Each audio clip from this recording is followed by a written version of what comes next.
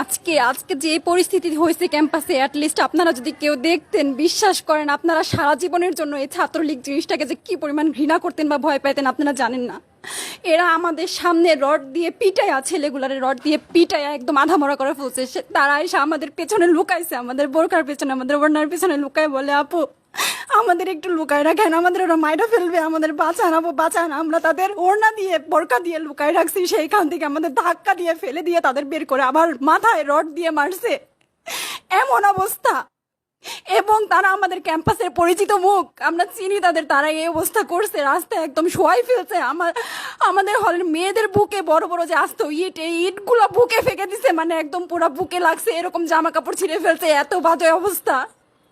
অথচ আমার ব্যাচমেট, আমরা যাদের সাথে ক্লাস করি, একসাথে বসি, আমি তাদের একটা কথা বলতে দেখি না এগুলো নিয়ে, একটা কথা না। এবং তাদের নিউজ ফিডে গেলে দেখবেন তারা এখন এগুলাই সাপোর্ট করে যাইতেছে, কিচ্ছু বলার নাই। আমি আমি কেমনে যাই এই মানুষগুলোর সাথে, এত বছর ক্লাস করছি, বা আমি আরো 6টা মাস কিভাবে ক্লাস করবো আমি জানি না, আমি সত্যিই জানি না।